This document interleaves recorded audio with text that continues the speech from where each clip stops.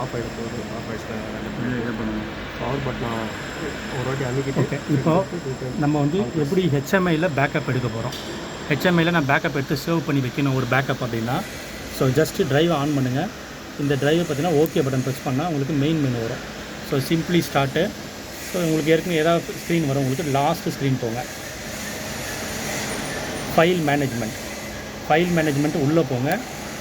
File manager, transfer configuration, factory reset கொடுத்தீங்கன்னா program எல்லாமே erase ஆகிடும்.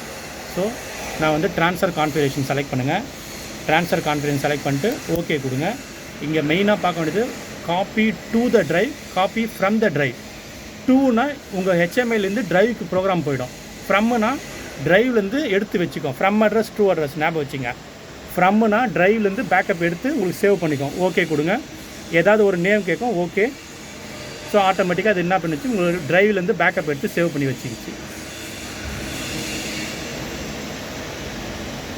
இந்த ஹெச்எம்ஐ பொறுத்த வரைக்கும் ஒரு பேக்கப் தான் வைக்க முடியும். ட்ரான்ஸ்ஃபர் கம்ப்ளீட்டர் ஓகே கொடுக்குது. ஓகே கொடுத்தீங்கன்னா உங்களுக்கு ட்ரான்ஸ்ஃபர்ஷன் கம்ப்ளீட் ஆகிடும். இப்போ எடுத்து பேக்கப் இந்த ஹெச்எம்ஐயில் இருக்குது.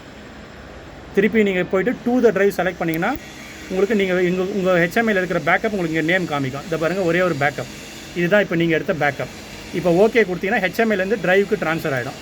வேண்டாம்னா எஸ்கேப் ஆகிட்டீங்க. இன்னொன்று, எல்லா ட்ரைவ்லையும் டைமிங் கரெக்டாக இருக்கான்னு பார்க்கணும். மை பெர்ஃபார்மன்ஸ் இதில் போய்ட்டு password, language, date and time பாருங்கள்.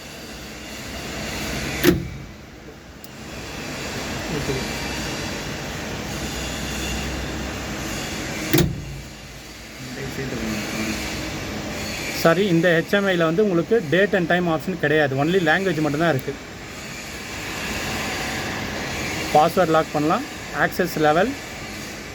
ஸோ பேசிக்காக ஸ்டாண்டர்டாக நீங்கள் இதுதான் செலக்ட் பண்ண முடியும்.